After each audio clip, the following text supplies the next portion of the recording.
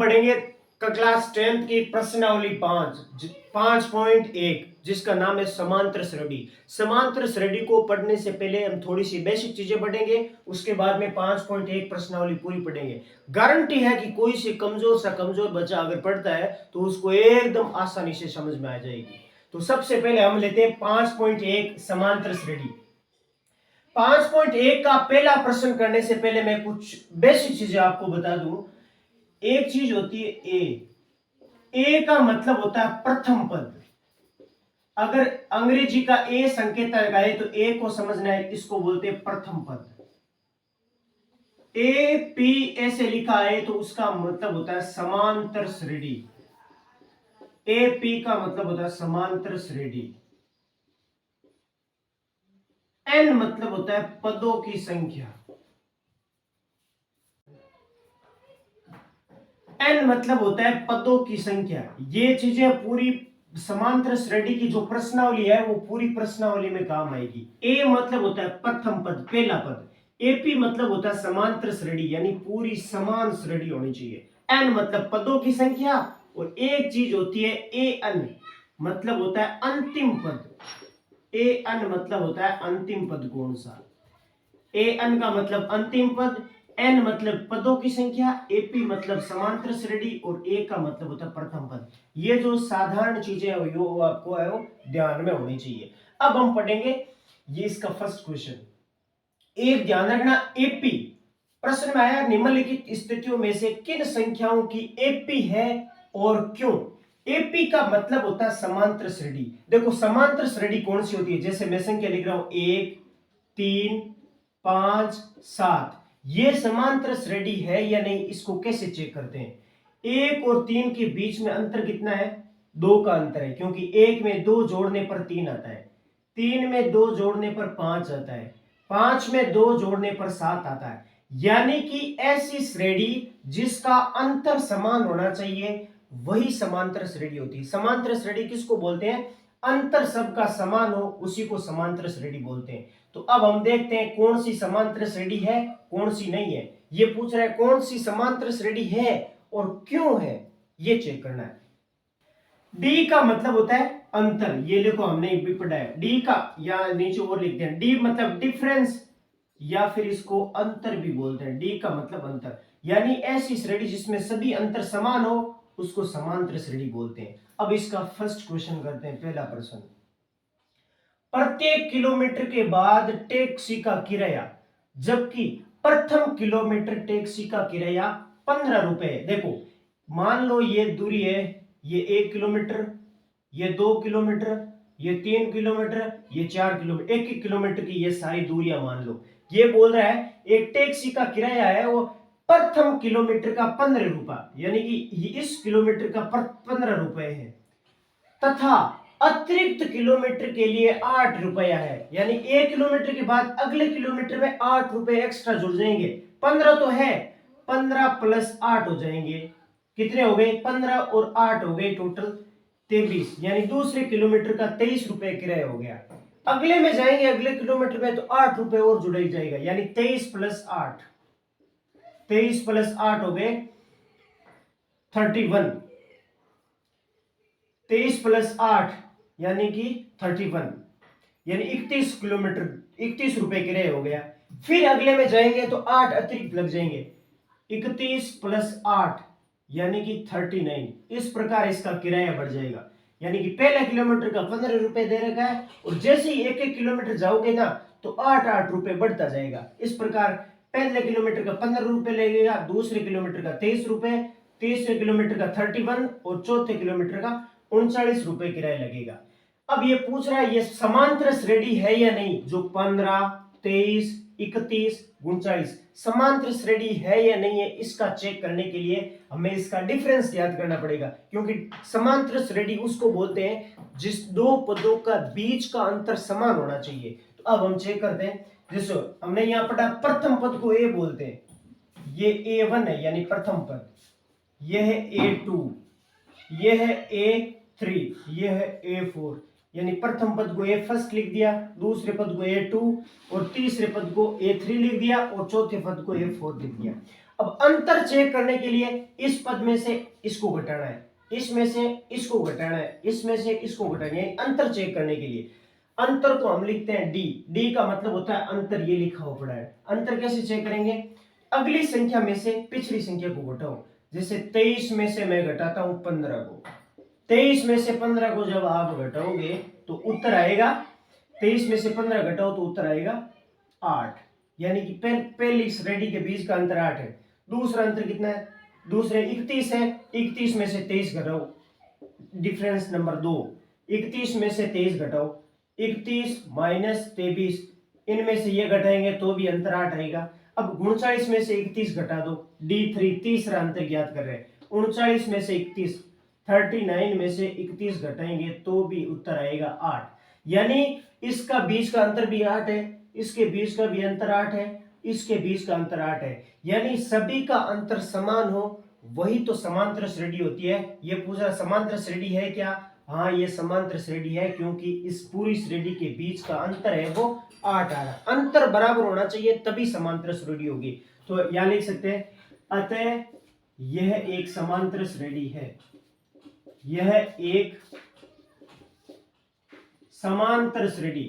समांतर श्रेणी को शॉर्टकट में ऐसे लिख सकते हैं ए पी, समांतर श्रेणी या फिर एपी है। क्यों, क्योंकि इनके बीच का अंतर है वो 8 आ रहा है, ये इसका कारण है। समांतर श्रेणी वही होगी, एक बार फिर बता दूं, जिसके दो पदों के बीच का अंतर सभी में समान है ना। अगर यहाँ का अंतर 8 आता, यहाँ का अंतर 9 होता, यहाँ का 10 होता तो वो समांतर श्रेणी नहीं होती। समांतर श्रेणी उसको बोलते हैं सभी पदों के बीच का अंतर समान होना चाहिए, इसीलिए इसको समांतर श्रेणी या फिर एपी बोलते हैं। अब हम दूसरा प्रश्न देखते हैं।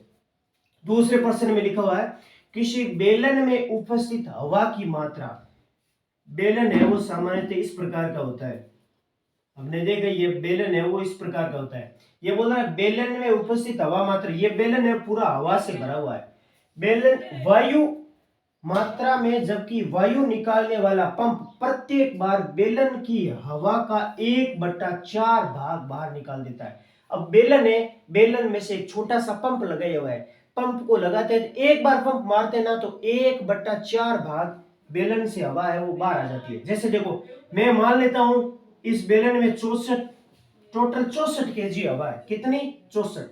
ये बोल रहा है प्रथम बार जब आप पंप मारोगे ना तो 64 का 1/4 भाग हवा बाहर आ जाएगी। पहली बार पंप मारेंगे तो 64 का 1/4 भाग, ये देखो प्रत्येक बार बेलन की हवा का, यानी टोटल हवा कितनी है 64 का 1/4 भाग, यानी 64 का 1/4 भाग बाहर निकालूंगा ना तो देखो 4 का भाग दो 64 में, 4 एकम 4, 4 छक्के 24, यानी टोटल 16 है। प्रथम पंप मारेंगे तो 64 में से 16 हवा बाहर चली जाएगी, तो बचेगी कितने, तो देखो 16, टोटल 16 ही है, 64 में से 16 घटा दो, 64 माइनस 16 बराबर 14 में से 6 गया, पीछे बचा है 8, 5 में से 1 48। प्रथम बार हवा मारने पर 48 बची है, पहले बार में 48। अब ये बोल रहा प्रत्येक बार 1/4, अब इसका भी 1/4, दूसरी बार जब पंप मारा तो 48 का भी 1/4 हवा बाहर निकल जाएगी, 48 की भी 1/4, तो यहाँ 4 एकम 4, 4 दूनी 8, 12 को 1 से गुणा करने पर 12 आता है। पहली बार पंप निकाला तो 12 हवा निकली, दूसरी बार में, पहली बार में 16, दूसरी बार में 12 हवा बाहर निकली, यानी टोटल 48 बची थी, 48 में से 12 निकल गई, 8 में से 2 गए पीछे 6 और 4 में से 1 पीछे 36, यानी 6 बची। समांतर श्रेणी कैसे बनाएंगे, पहली बार 64 थी, उसके बाद में 48, फिर 36, यानी कि 64, उसके बाद में है 48, उसके बाद में है 36। इस प्रकार ये समांतर श्रेणी बनी है। अब ये समांतर श्रेणी है या नहीं है ये चेक करना है या, यानी इसका डिफरेंस चेक करने पड़ेगा। अगर दोनों का अंतर समान है तो ये समांतर श्रेणी है, अन्यथा ये समांतर श्रेणी है ही नहीं। जब 64 में से 48 को घटाएंगे यानी डी, यानी अंतर चेक करना पड़ेगा, डी फर्स्ट चेक करने के लिए अगली संख्या में से पिछली संख्या को घटाएंगे। 48 में से हम जब 64 को घटाएंगे तो देखो माइनस की है संख्या 64 की, 14 में से 8 गए, पीछे बचे 4 2 6, और या 5 में से 4 गया, बचे माइनस का 16 बचा है। D2 ज्ञात करते हैं, डिफरेंस नंबर 2। अगली संख्या में से पिछली घटानी है, 36 माइनस 48, 8 में से 6 पीछे 2 और 4 में से 3 1, यानी माइनस का 12, यानी 64, 48 और 36। जो 48 में से 64 निकाला तो पीछे 16 बचा, 36 में से 48 घटाया तो माइनस का 12, माइनस का 16 माइनस का 12, यानी इनका अंतर है माइनस का 16, इनका अंतर है माइनस का 12, यानी अंतर समान है ही नहीं। अगर यह अंतर समान होता 12 12 तो ये समांतर श्रेणी होती, अगर यह अंतर 16 16 होता तो ये समांतर श्रेणी हुई। अंतर दोनों में अलग अलग आ चुका है, इतने ये समांतर श्रेणी नहीं है। इसका उत्तर होगा अतः यह समांतर श्रेणी नहीं है। समांतर श्रेणी क्यों नहीं है? क्योंकि इसका अंतर है वो अलग अलग आ रहा है, डिफरेंस यहां माइनस का 16 आ रहा है या माइनस का 12 आ रहा है। ये ऊपर वाली समांतर श्रेणी क्यों थी? क्योंकि इनके बीच का अंतर बराबर था, इसके बीच का भी अंतर 8, इसके बीच का भी अंतर 8, इस दोनों के बीच का भी अंतर 8, देखो सब में अंतर 8 8 है, अतः यह समांतर श्रेणी है। इनके बीच का अंतर बराबर नहीं है, अतः यह समांतर श्रेणी नहीं है।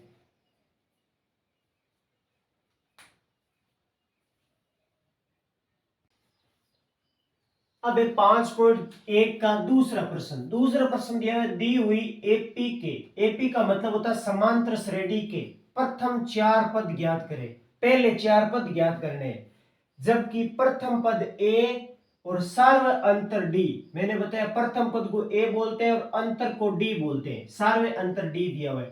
अब दूसरे प्रश्न के पहला पॉइंट देखो, ए बराबर दिया हुआ है 10 और डी बराबर भी 10 दिया हुआ है।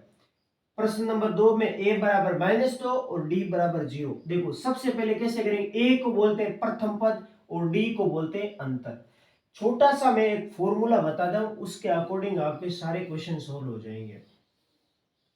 इस चीज को थोड़ा ध्यान रखना, a1 का मतलब होता है प्रथम पद, a बोलते हैं प्रथम पद को, ये थोड़ा ध्यान रखना, इसकी बेसिक चीज है। अगर हमें a1 मतलब पहला पद, हमें तो पहले 4 पद ज्ञात करने, इसमें A2 का मतलब होता है दूसरा पद। A2 ज्ञात करने के लिए एक छोटा सा सूत्र होता है A plus D, A plus D, दूसरा A प्लस डी। अगर हमें A3 ज्ञात करना है तो A प्लस 2D, D को एक कम रखना है। तीसरा पद ज्ञात करने के लिए 2D, 3 से 2 एक कम हो गया। अगर हम चौथा पद ज्ञात करने A4 तो A प्लस 3D करेंगे। अगर हमें पांचवा पद चाहिए तो A प्लस 4D करेंगे। ये बेसिक चीज आपको ध्यान में होनी चाहिए। ए तो प्रथम पद तो दे रखा है, अगर A2 दूसरा पद ज्ञात करना है तो A प्लस डी कर देंगे, A3 ज्ञात करना है तो A प्लस 2D कर देंगे, अगर चौथा पद चाहिए A4 तो A प्लस 10D कर देंगे, अगर पांचवा पद चाहिए यानी 4D कर देंगे। D को एक कम रखना है, पांचवे के लिए A प्लस 4D, तीसरे के लिए A प्लस 2D, चौथे के लिए A प्लस 3D। तो इसमें बोल रहा है पहले 4 पद ज्ञात करने, तो पहला पद तो मेरे पास पड़ा ही है, ये पड़ा देखो 10, a बराबर 10, अब d बराबर भी 10 दिया है। अब देखो पहला पद तो ज्ञात हो गया 10, अब a2 ज्ञात करना है। a2 ज्ञात कैसे करते हैं, d को एक कम रखना 2 से, तो a प्लस डी, ये वाला फॉर्मूला a प्लस डी।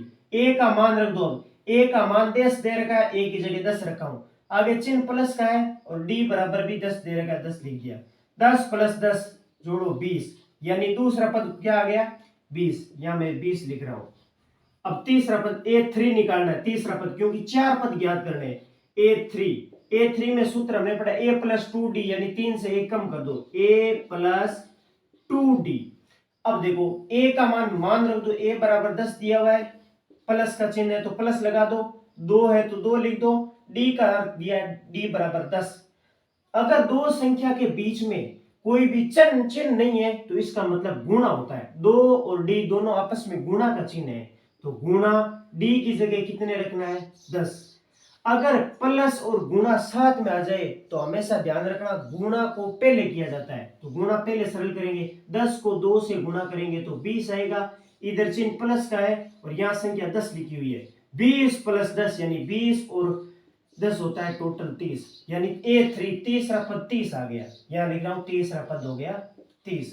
अब चौथा पद ज्ञात करना है, क्योंकि 4 पद ज्ञात करने हैं। A4 चौथा पद ज्ञात करने के लिए d को 1 कम कर दो, A4 बराबर a प्लस 3d होता है, a प्लस 3d, a का मान हमें 10 दे रखा है, आगे चिन्ह प्लस का है तो यहाँ प्लस उतारेंगे और आगे 3 है तो 3, यानी कोई इन दोनों के बीच में कोई चिन्ह नहीं है, इसका मतलब गुणा का चिन्ह होता है, d बराबर हमें दिया हुआ है 10, मान रख दिया। हमें पता है गुणा और प्लस दोनों साथ में है, जो सबसे पहले गुणा की जाती है बोर्ड मास नियम के अनुसार, 10 को 3 से गुणा करेंगे तो आएगा 30, आगे चिन्ह है तो प्लस का प्लस, आगे संख्या दे रखी है 10, 30 प्लस 10 होता है 40, यानी A4 चारों पद ज्ञात कर लिए। निम्नलिखित समांतर श्रेणी के चारों पद ज्ञात करो, तो पहला पद ये 10, दूसरा 20, तीसरा 30, चौथा 40, यानी चौथा पद ये आ गया 40, ये बन गई समांतर श्रेणी। प्रश्न कह रहा है a बराबर 10 दिया है, d बराबर 10 दिया है, तो अगले आप 4 पद ज्ञात करो, तो अगले 4 पद यहाँ लिखेंगे। बोर्ड में अगर आपको अच्छा उत्तर लिखना है, अच्छा हल, तो अगले 4 पद ऐसे लिखना होगा, अगले 4 पद बराबर 10, 20, अगला है 30 और अगला है 40, तब जाके आंसर है वो एकदम परफेक्ट राइट होगा। इसी के अकॉर्डिंग हम दूसरा प्रश्न करते हैं। देखो यह फॉर्मूला यही है, A1 मतलब पहला पद हो गया, A2 मतलब दूसरा पद, A3 तीसरा, चौथा और पांचवा, इस प्रकार ज्ञात करते हैं। इसमें देखो सेम लगाओ, A मतलब पहला पद, मैंने बताया पहला पद तो ज्ञात हो गया, यहाँ प्रश्न में दिया हुआ पड़ा A बराबर प्रथम पद यानी -2। अब दूसरा पद चाहिए, दूसरे पद का ये फॉर्मूला पड़ा, लगाओ A2 बराबर A plus D, A plus D, यहां थोड़ा ध्यान रखना, A बराबर देखो A का मान दे रखा -2, तो A की जगह रखेंगे हम -2, आगे प्लस का चिन्ह है तो प्लस लगाओ, D बराबर 0 दे रखा है तो D की जगह मैं 0 लिख देता हूं। अब देखो -2 है प्लस का 0, -2 में हम 0 जोड़ेंगे तो उत्तर -2 ही आएगा, क्या कि जो 0 किसी भी संख्या के साथ जोड़ दो उत्तर वही आना है, -2 के साथ 0 जोड़ेंगे तो उत्तर -2। ये हो गया दूसरा पद, पहला पद -2 था और दूसरा पद भी -2 ही हुआ। अब तीसरा पद, तीसरे के लिए ये सूत्र पड़ा, A3 बराबर D, ये कम होना चाहिए यानी 2D, A प्लस 2D। अब मान रख दो, A की जगह -2 दे रखा है, प्लस D 2 है तो 2, कोई चिन्ह नहीं है मतलब गुणा का चिन्ह, और D की दे रखा है 0। अब पिछली अभी यहां हमने पढ़ी है, पहले गुणा और जोड़ आए तो पहले गुणा करो, 2 को 0 से गुणा करो। अब 0 को किसी भी संख्या से गुणा करने पर उत्तर 0 ही आता है, 0 को 2 से गुणा किया तो 0 आया, आगे चिन्ह प्लस का है और आगे संख्या है -2, -2 में हम 0 जोड़ेंगे तो उत्तर -2 ही आएगा।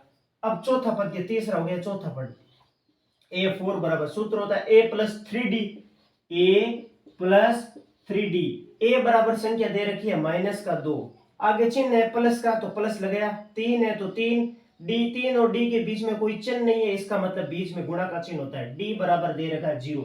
अभी हमने पढ़ा है किसी भी संख्या को 0 से गुणा करने पर उत्तर 0 ही आता है, तो 3 को 0 से गुणा करेंगे उत्तर 0, आगे चिन्ह प्लस और आगे दे रखा -2, -2 में हम 0 जोड़ेंगे तो उत्तर -2 ही आएगा, यानी A3 भी -2, A4 भी -2, A2 भी -2 और A का मान भी -2, यानी चारों पद सेम ही होंगे, -2 और -2, 2 1 2 और 3 4।